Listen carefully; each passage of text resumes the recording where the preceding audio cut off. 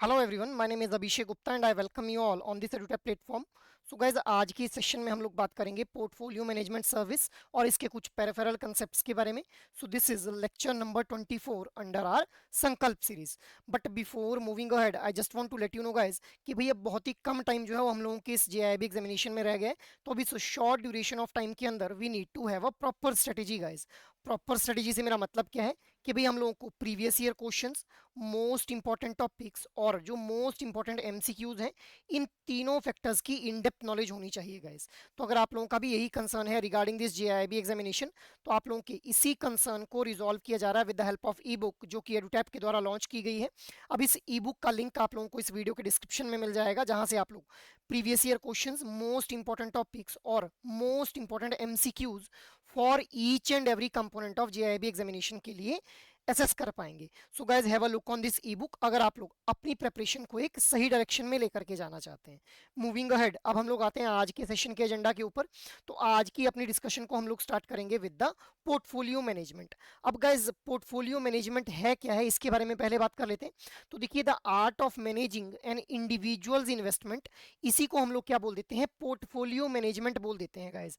एक individual investor के द्वारा जो भी इन्वेस्टमेंट की जानी है, उस इन्वेस्टमेंट को मैनेज करने का जो आर्ट है, उसी को हम लोग क्या बोल रहे हैं, पोर्टफोलियो मैनेजमेंट का नाम दे रहे हैं गाइज।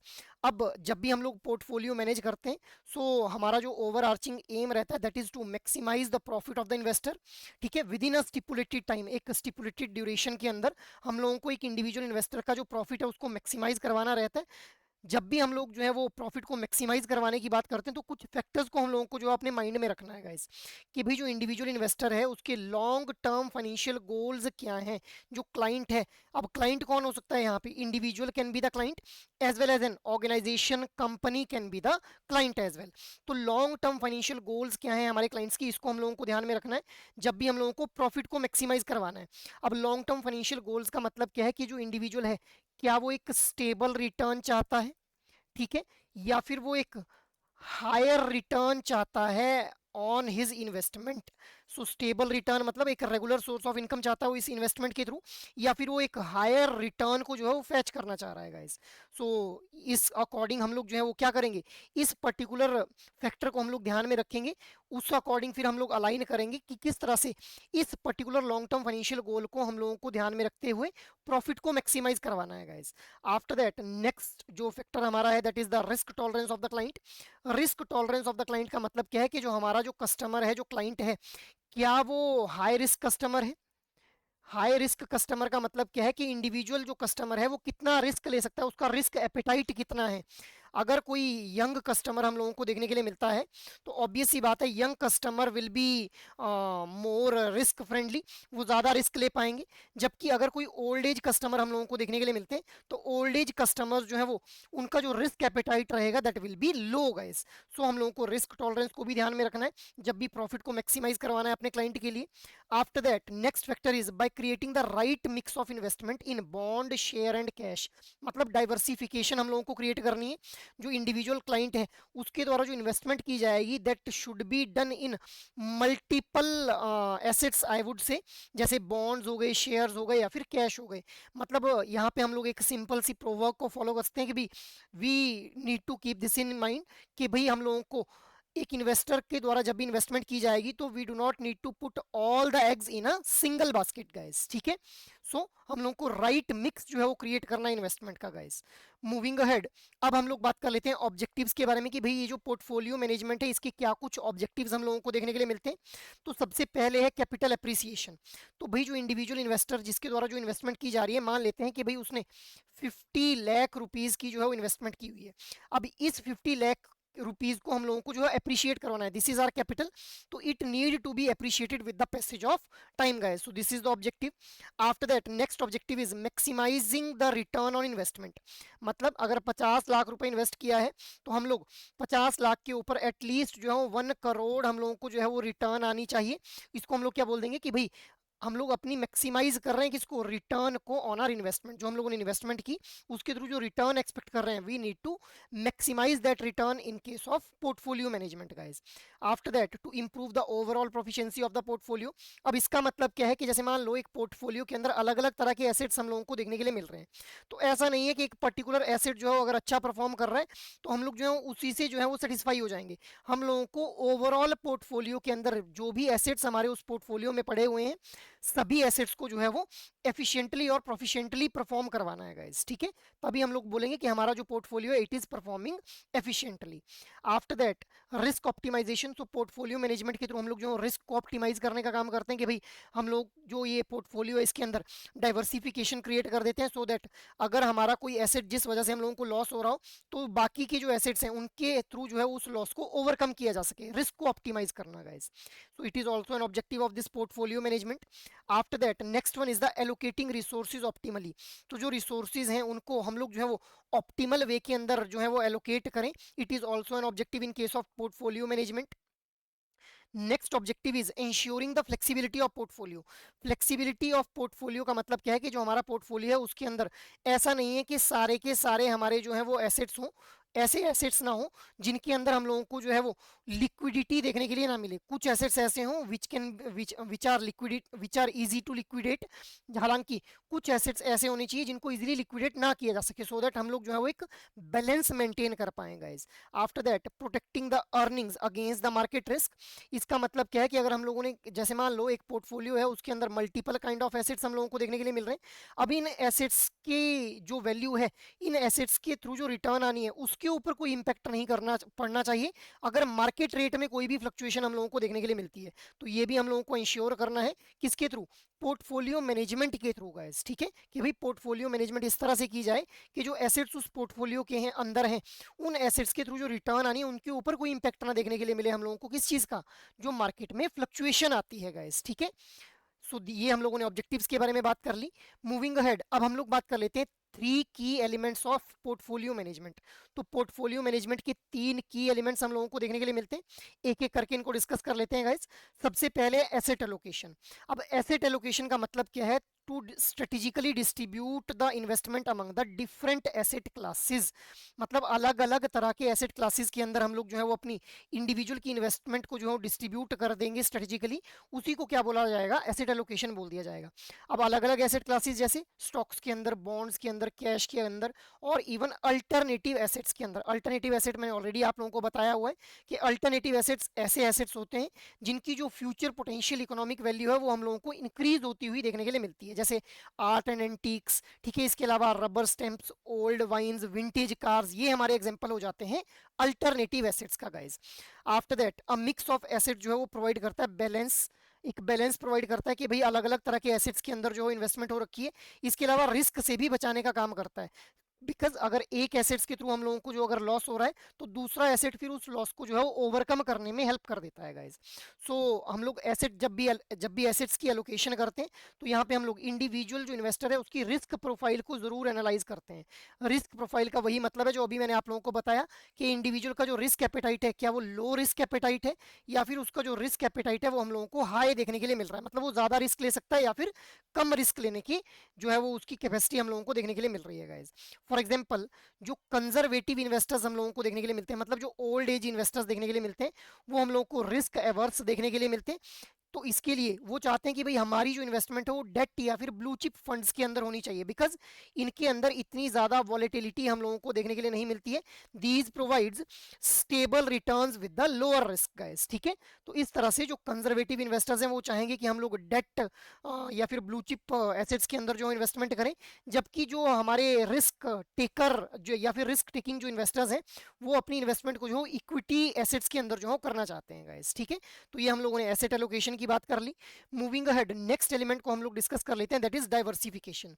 अब देखिए गाइस डाइवर्सिफिकेशन नाम से ही वैसे तो समझ आ रहा है, डाइवर्सिफिकेशन मतलब वैरायटी होना वहां पे। सो डाइवर्सिफिकेशन करता क्या है, it actually spreads the risk and reward with in an asset class और बिटवीन द क्लासेस। अब इसका क्या मतलब है, with in an asset class और बिटवीन द क्लासेस मतलब एक पोर्टफोलियो है उसके अंदर अगर अलग अलग तरह के एसेट देखने के लिए मिल रहे हैं, जैसे मान लो बॉन्ड्स हैं, ठीक है। इसके अलावा स्टॉक्स हम लोगों को देखने के लिए मिल रहे हैं, म्यूचुअल फंड हम लोगों को देखने के लिए मिल रहे हैं, ठीक है। इसके अलावा इंश्योरेंस हम लोगों को देखने के लिए मिल रहा है। तो ये इसके अलावा अल्टरनेटिव एसेट्स भी हम लोगों को देखने के लिए मिल रहे हैं। तो ये अलग अलग तरह के एसेट्स हो गए, तो इसको बोलेंगे diversification between the asset classes.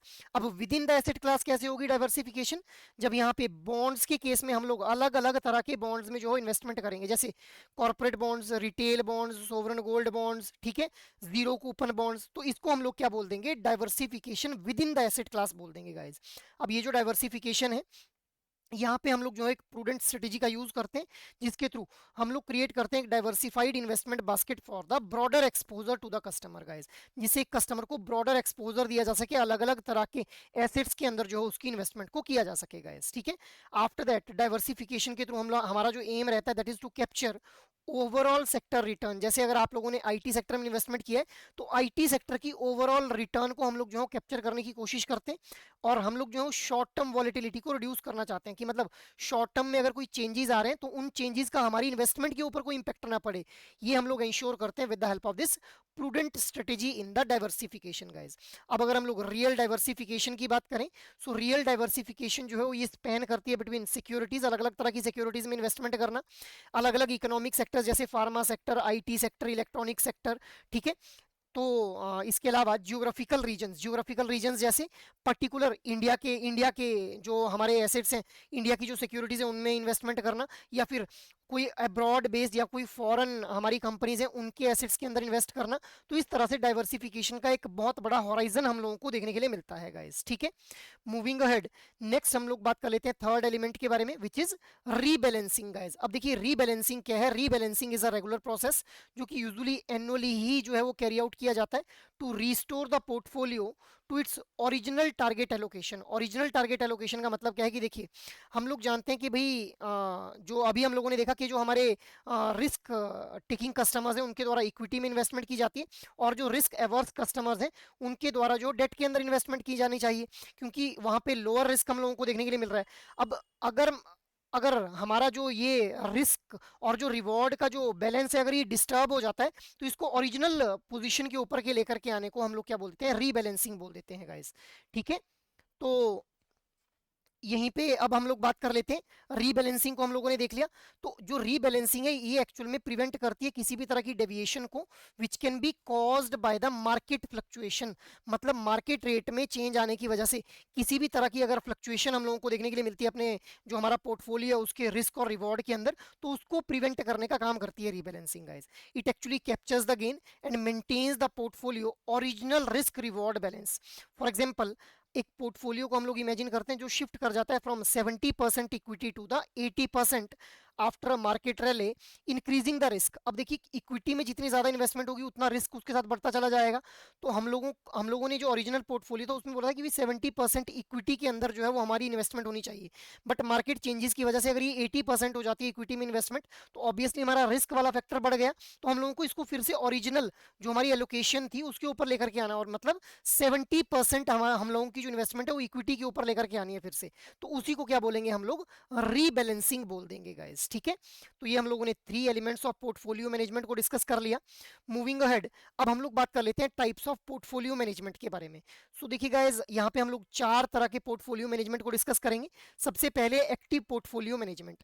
अब जो एक्टिव पोर्टफोलियो मैनेजमेंट है इसके अंदर जो पोर्टफोलियो मैनेजर रहता है उसका एम रहता है कि भाई जो मार्केट इंडिसेस हैं इनसे ज्यादा परफॉर्मेंस जो है वो पोर्टफोलियो के अंदर लाई जा सके।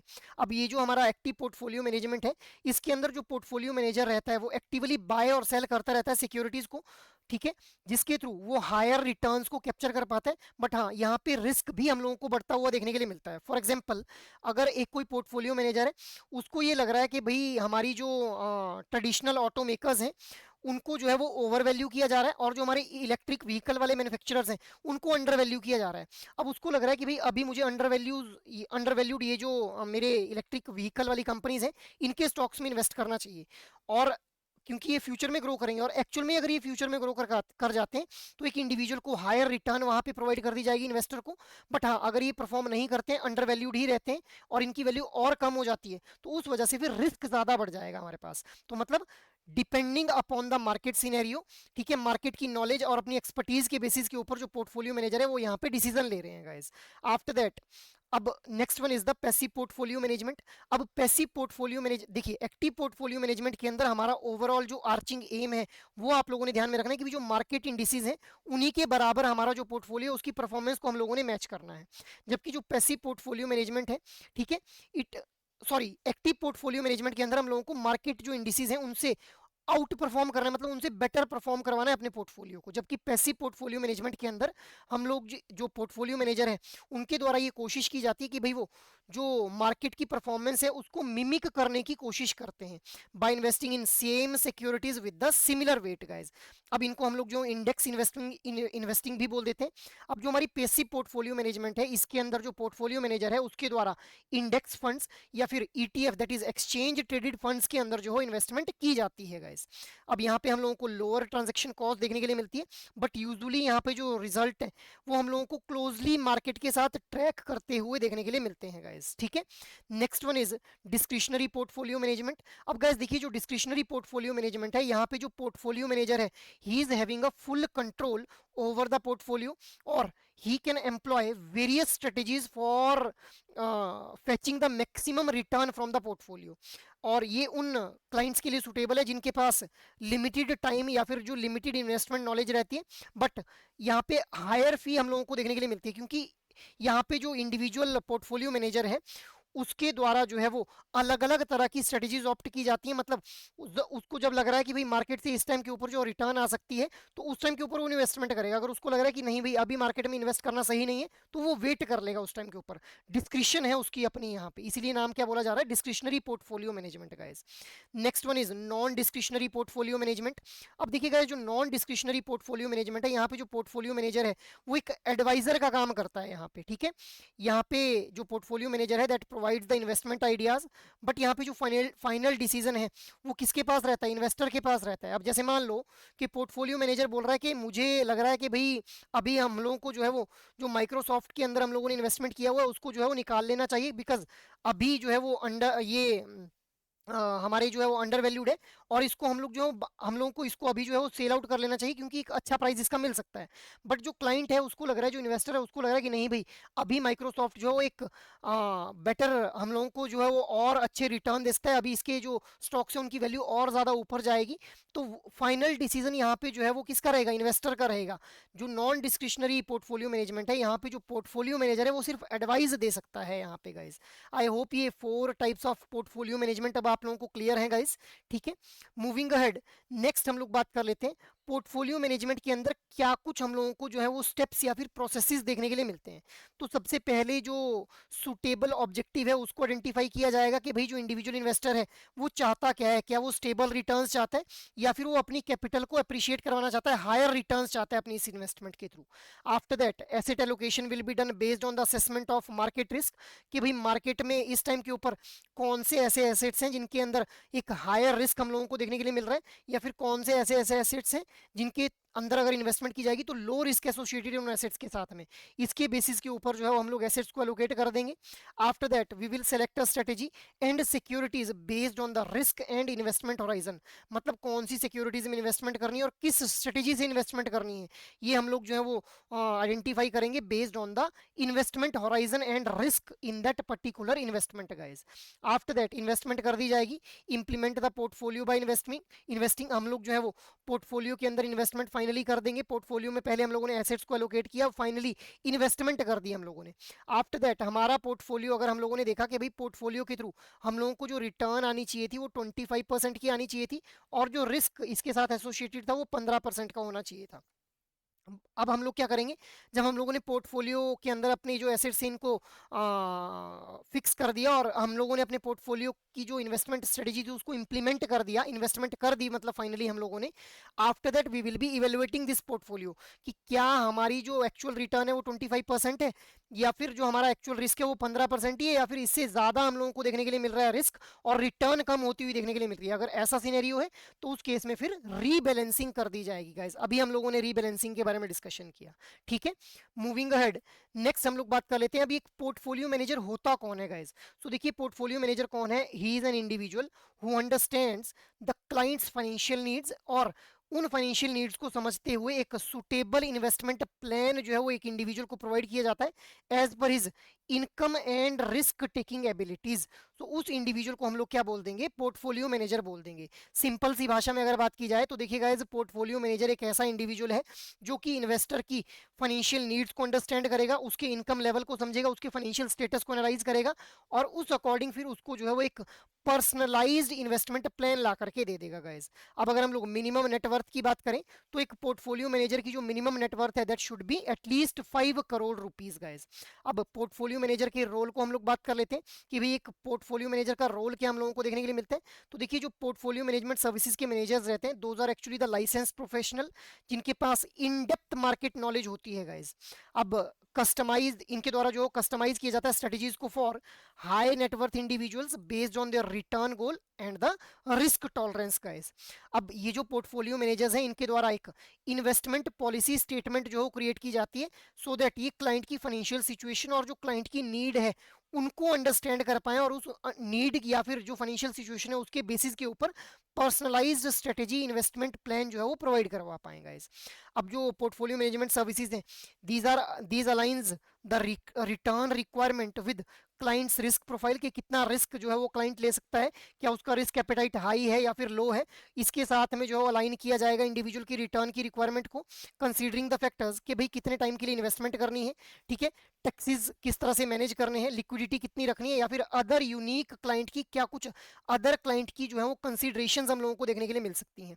तो based on all these factor return को जो है वो अलाइन कर दिया जाएगा by the portfolio manager guys, ठीक है।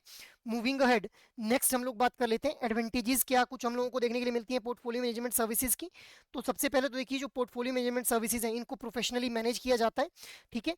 So it offers professional portfolio management for long term performance and risk control, continuously monitoring हम लोगों को देखने के लिए मिलती है पोर्टफोलियो मैनेजमेंट सर्विसेज के केस में, ठीक है। सो दैट हम लोग जो रिजल्ट्स हैं उनको ऑप्टिमाइज करवा पाएं या फिर एडजस्ट करवा पाएं जो हम लोगों ने एक्सपेक्टेड रिजल्ट हम लोगों को चाहिए थे। आफ्टर दैट रिस्क कंट्रोल जो है वो यहाँ पे एक अच्छा खासा रिस्क को जो है वो कंट्रोल कर लिया जाता है by establishing a better investment strategy and providing the real time information. Next is customized services यहाँ पे प्रोवाइड की जा रही हैं। कस्टमाइज सर्विसेज से होगा क्या कि जो कस्टमर की नीड है उस अकॉर्डिंग जो है उसको इन्वेस्टमेंट प्लान दे दिया जाएगा जिसमें टेलर्ड सर्विसेज उसको प्रोवाइड की जाएंगी, ठीक है। Handling the administrative aspect with the periodic reporting and performance update, मतलब जो इन्वेस्टर है उसको टाइम टू टाइम अपडेट करता रहेगा पोर्टफोलियो मैनेजर कि भाई किस तरह से आपका जो पोर्टफोलियो है वो परफॉर्म कर रहा है गाइस। आफ्टर दैट फ्लेक्सिबिलिटी हम लोगों को देखने के लिए मिलती है। So portfolio manager has the flexibility in cash holding and can capitalise on compelling opportunities, मतलब जो पोर्टफोलियो मैनेजर है उसके द्वारा जरूरी नहीं है कि अभी के अभी सारे कैश को इन्वेस्ट कर देना है, वो डिपेंडिंग अपॉन द अपॉर्चुनिटी जब उसको लगेगा कि भाई इस टाइम के ऊपर इन्वेस्ट करके मैक्सिमम रिटर्न फैच की जा सकती है और मिनिमम रिस्क हम लोगों को देखना पड़ेगा इस टाइम के ऊपर, तब वो इन्वेस्टमेंट कर सकता है। तो इस तरह से फ्लेक्सिबिलिटी हम लोगों को जो है पोर्टफोलियो मैनेजमेंट सर्विसेज के अंदर देखने के लिए मिलती है गाइस। मूविंग अहेड, नेक्स्ट हम लोग बात कर लेते हैं डिसएडवांटेजेस के बारे में। अब देखिए गाइस, जहां पे एडवांटेजेस है वहां डेफिनेटली डिसएडवांटेजेस भी हम लोगों को देखने के लिए मिलेंगी। तो डिसएडवांटेजेस में सबसे पहले कि भाई हाई कैपिटल की रिक्वायरमेंट देखने के लिए मिलती है, मतलब सेबी के द्वारा ये बोला गया है कि जो minimum investment portfolio management services के अंदर की जा सकती है that is rupees 50 lakh rupees guys, ठीक है। जिस वजह से जो लोअर इनकम इन्वेस्टर है वो तो इन्वेस्ट ही नहीं कर पाएंगे इन पोर्टफोलियो मैनेजमेंट सर्विसेज के अंदर। इसके अलावा जो सेकंड डिसएडवांटेज है वो क्या है, हायर कॉस्ट। तो देखिए, जो पीएमएस है उसके द्वारा चार्ज किया जाता है मैनेजमेंट फी को as a percentage of investment amount, जो कि टिपिकली 2 से 2.5% हम लोगों को देखने के लिए मिलती है। अब इसके अलावा एडिशनली ब्रोकरेज फी को भी अडॉप्ट किया जा सकता है जिस वजह से हमारी जो ओवरऑल पोर्टफोलियो की रिटर्न है वो भी हेम्पर होती हुई हम लोगों को देखने के लिए मिलती है गाइस। सो हायर कॉस्ट यहाँ पे इन्वॉल्व है, it is a disadvantage of this portfolio management service. Next one is no performance guarantee. अब कोई गारंटी नहीं है कि भाई इंडिविजुअल इन्वेस्टर के द्वारा अगर पोर्टफोलियो मैनेजमेंट सर्विसेज के अंदर इन्वेस्टमेंट की जा रही है तो भाई उसको 100% जो है वो प्रॉफिट होगा ही होगा। अब जो पोर्टफोलियो मैनेजमेंट सर्विस है उसके अंदर जो प्रॉफिट होगा उसको तो शेयर करेगा पोर्टफोलियो मैनेजर, बट लॉस अगर होता है तो उसके अंदर किसी भी तरह की शेयरिंग देखने के लिए नहीं मिलती है हम लोगों को। यहाँ पे जो इन्वेस्टमेंट है, अब हम लोग जानते हैं कि जब भी फाइनेंशियल मार्केट के अंदर इन्वेस्टमेंट की जाती है तो एक इनहेरेंट रिस्क जो है वो इन्वॉल्व रहता है, मतलब एक स्वाभाविक तौर पे जो रिस्क होता है जब भी हम लोग इन्वेस्टमेंट करते हैं, तो always there is a risk factor associated with that investment in the financial market guys. So इसीलिए कोई बहुत ही सुपीरियर परफॉर्मेंस की गारंटी नहीं दी जाती है in case of portfolio management services guys. तो ये हम लोगों ने डिसएडवांटेजेस के बारे में डिस्कशन कर लिया।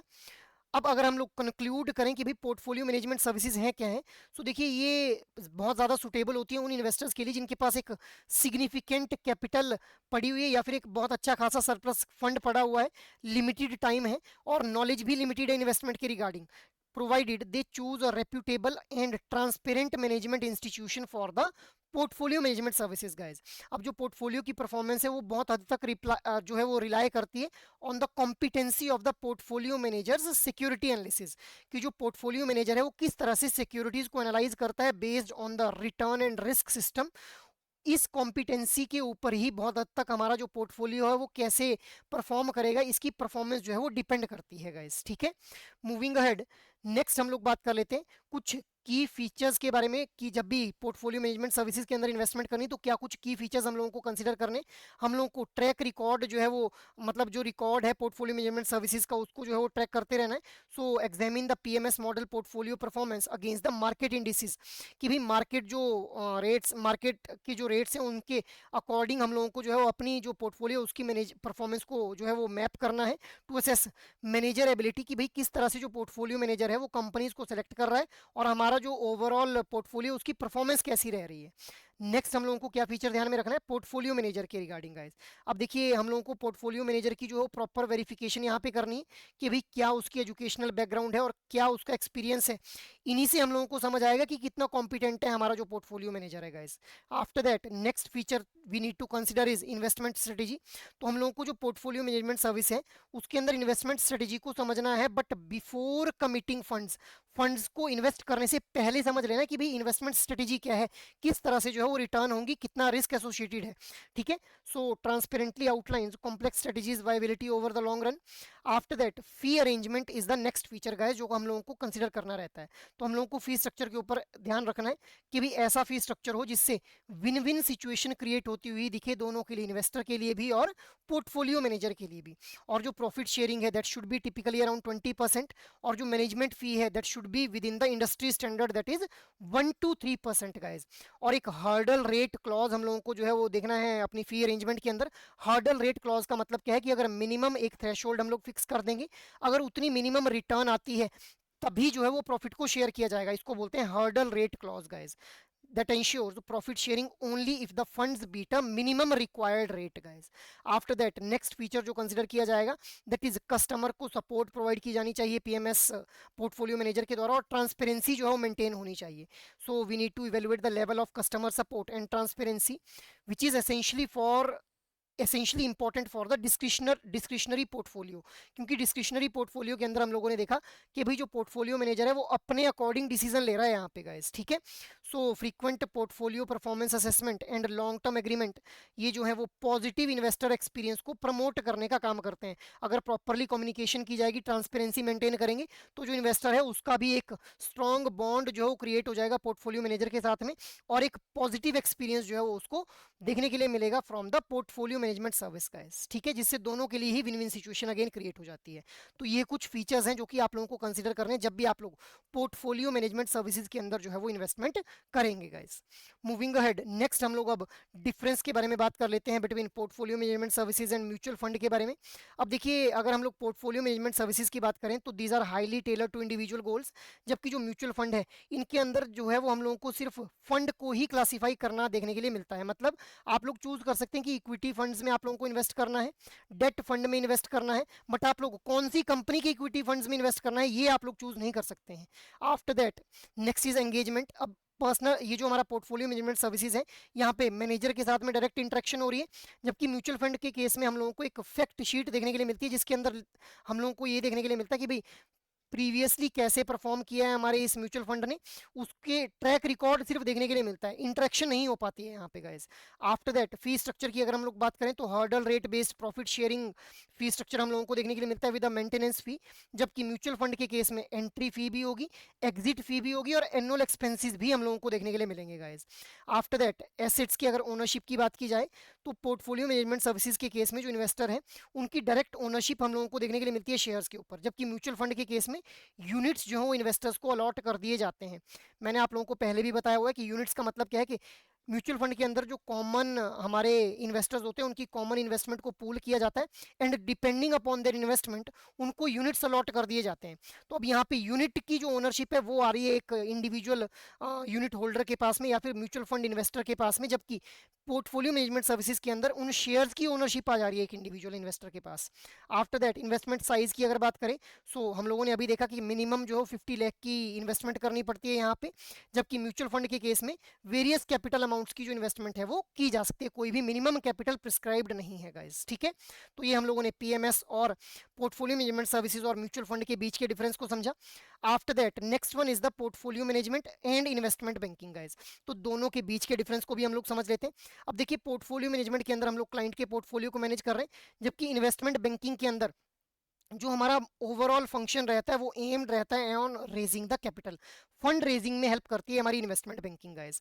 आफ्टर दैट अगर हम क्लाइंट्स की बात करें तो who are the clients in case of portfolio management, तो सभी क्लाइंट जिनके पास पैसा है वो सभी क्लाइंट हो जाएंगे, चाहे वो इंडिविजुअल हो चाहे वो इंस्टीट्यूशंस हो, जबकि हमारे यहाँ इन्वेस्टमेंट बैंकिंग के अंदर हमारे वही क्लाइंट्स होंगे who want to raise the money. Primarily हमारे इंस्टीट्यूशंस हम लोगों को क्लाइंट देखने के लिए मिलते हैं, जैसे कॉर्पोरेट क्लाइंट्स या फिर गवर्नमेंट कंपनीज जो कि फंड रेज करना चाहती हैं गाइस, ठीक है। आफ्टर दैट एलिमेंट्स की अगर बात करें तो तीन एलिमेंट्स हम लोगों ने डिस्कस किए, एसेट एलोकेशन, डाइवर्सिफिकेशन और रीबैलेंसिंग गाइस। अब अगर हम लोग इन्वेस्टमेंट बैंकिंग की बात करें तो इन्वेस्टमेंट बैंकिंग के एलिमेंट्स क्या क्या हैं? इशूइंग डेट मतलब डेट इशू करना for raising money from the bonds, मतलब बॉन्ड्स के थ्रू फंड्स को रेज करना, underwriting new securities, merger and acquisition and initial public offering. So these all are the elements of this investment banking. और हम लोगों ने portfolio management services के elements के बारे में बात की, which are asset allocation, diversification and rebalancing guys, ठीक है। तो ये हम लोगों ने डिफरेंस को डिस्कस कर लिया। Now there is a question for you guys. अब ये वाला क्वेश्चन आप लोगों से अक्टूबर 2023 के अंदर फ्रेम किया गया था। Which of the following is not an element of portfolio management? Your options are asset allocation, diversification, accounting services and rebalancing. So what should be the right answer here? The right answer will be option number C, that is accounting services will be the right one guys. ये हमारा element नहीं बन जाता है portfolio management के अंदर guys. After that next question is, ये वाला क्वेश्चन भी आप लोगों से अक्टूबर 2023 साइकिल के अंदर फ्रेम किया गया था। Dash portfolio management involves the PMS suggesting investment ideas while the investor makes the final decision and timing guys. Active portfolio management, passive portfolio management, discretionary या फिर non discretionary portfolio management guys. So what should be the right answer here? The right answer will be option number D, that is non discretionary portfolio management जो रहता है वहां पे हम लोगों को देखने के लिए मिलता है कि जो पोर्टफोलियो मैनेजर है वो सिर्फ एडवाइस देता है, फाइनल डिसीजन इन्वेस्टर का ही रहता है यहाँ पे guys. Moving ahead next question is, अब again this question was asked in October 2023 cycle guys. So question क्या था कि what is the primary role of a portfolio manager in context of a portfolio management services? Providing legal advice to the client, achieving the highest possible risk, achieving the required rate of return within desired risk level, conducting market research for investment decision. So what should be the right answer here? The right answer will be option number C, that is achieving the required rate of return within desired risk level. So ये जो है वो primary role रहता है किसका? Portfolio manager का guys. Moving ahead next question, अब ये वाला क्वेश्चन जो है वो आप लोगों से जून 2024 साइकिल के अंदर फ्रेम किया गया था। क्वेश्चन क्या था? How portfolio management is different from investment banking? Portfolio management is all about managing clients investment, while investment banking is all about raising the capital for the clients. Portfolio management is concerned with short term trading, जबकि investment जो banking है it deals with long term investment. Portfolio management only serves individual clients while investment banking only serves the corporate clients. Portfolio management deals with risk assessment while investment banking handles the merger and acquisition exclusively. So what should be the right answer here? The right answer will be option number C, that is portfolio यहाँ पे जो है वो option number A हमारा जो बिल्कुल सही answer हो जाएगा अभी, ऑप्शन नंबर सी नहीं, यहाँ पे option number A will be the right one guys. Portfolio management के अंदर जो है वो क्लाइंट की इन्वेस्टमेंट को मैनेज किया जाता है, जबकि इन्वेस्टमेंट बैंकिंग के अंदर जो है वो फंड रेज करने में हेल्प की जाती है क्लाइंट्स को guys. That is why option A will be the right one here. Moving ahead, next question is, अब ये वाला क्वेश्चन आप लोगों से जून 2024 साइकिल के अंदर फ्रेम किया गया था। Which of the following statement about PMS are correct? PMS requires a minimum investment of rupees 50 lakh as a mandate by the SEBI. PMS is easily accessible to all income groups due to low capital requirement.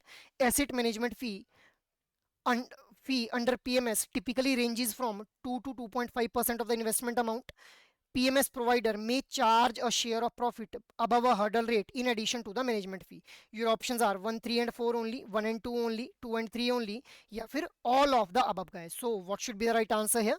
The right answer will be option number A, that is 1, 3 and 4 only guys. मतलब यहाँ पे हमारी जो कौन कौन सी statement जो हम लोगों को सही देखने के लिए मिल रही है, सेकंड स्टेटमेंट जो गलत हो जाती है यहाँ पे। सेकंड स्टेटमेंट क्यों गलत है? क्योंकि यहाँ पे बोल रहा है ऑल इनकम ग्रुप जो है वो इन्वेस्ट कर सकते हैं पीएमएस के अंदर, बट हम लोग जानते हैं कि भाई 50 लाख जिनकी 50 लाख की जो मिनिमम हमारी इन्वेस्टमेंट है वो की जाती है, तो सभी इनकम ग्रुप वाले तो नहीं कर पाएंगे, क्योंकि लोअर इनकम ग्रुप वाले नहीं कर पाएंगे, लोअर कैपिटल रिक्वायरमेंट नहीं है। 50 लाख की मिनिमम कैपिटल रिक्वायरमेंट है in case of portfolio management services guys. That is why option A will be the right one here. So guys this is all about today's session. अब इसके अलावा अगर आप लोग किसी भी तरह की गाइडेंस चाहते हैं रिगार्डिंग योर जेआईबी प्रिपरेशन, तो आप लोग जो है एडुटैप की वेबसाइट को विजिट कर सकते हैं, जहाँ पे आप लोगों को कोर्सेज नाम का ये टैब देखने के लिए मिलेगा। यहाँ पे जाते ही आप लोगों को जेआईबी कोर्सेज के ऊपर क्लिक कर लेना है। अब जैसे ही आप लोग जेआईबी कोर्सेज के ऊपर क्लिक करेंगे तो आप लोगों को स्क्रॉल डाउन कर लेना है। यहाँ पे आप लोगों को जेआईबी का कंप्लीट मास्टर कोर्स देखने के लिए मिल जाएगा, जिसके अंदर लाइव क्लासेस, कंसेप्ट नोट्स और मॉक टेस्ट प्रोवाइड किए जाएंगे for each and every component of JAIIB examination, that is RBWM, IAND-IFS, PPB and AFM guys. So आप लोग जो है इस कंप्लीट मास्टर कोर्स को रेफर कर सकते हैं अगर आप लोग एक कॉम्प्रिहेंसिव प्रेपरेशन करना चाहते हैं। अपार्ट फ्रॉम दिस, अगर आप लोगों को इंडिविजुअल मास्टर कोर्स में खुद को एनरोल करवाना है, तो आप लोग जो सिंगल वाले ऑप्शन के ऊपर क्लिक कर लेंगे, जहां से आप लोगों को IAND-IFS, पीपीबी, एएफएम और आरबीडब्ल्यूएम चारों कंपोनेंट्स के लिए इंडिविजुअल मास्टर कोर्स जो है वो अवेलेबल हो जाएंगे गाइस। बट अगर आप लोग चाहते हैं कि भाई आप लोगों की प्रिपरेशन होगी, अगर आप लोग जो है खुद को इवेलुएट करना चाह रहे हैं, तो सिंपली आप लोग जो टेस्ट सीरीज में भी खुद को एनरोल कर सकते हैं, जहां पे आप लोगों को solved PYQs, full length mock test और चैप्टर वाइज मॉक टेस्ट जो है वो प्रोवाइड किए जाएंगे guys. So you can have a look on this particular courses guys, अगर आप लोग किसी भी तरह की गाइडेंस चाहते हैं regarding your JIB examination. So that is all from my side for this particular session. I hope ये सेशन आप लोगों को अच्छे लग रहे हैं। अगर एक्चुअल में ये सेशन आप लोगों को पसंद आ रहे हैं तो इन सेशंस को लाइक, शेयर और सब्सक्राइब कर लें। और अगर आप लोगों की कोई भी क्वेरी हो तो आप लोग मेल कर सकते हैं hello@edutap.co.in के ऊपर। जय हिंद।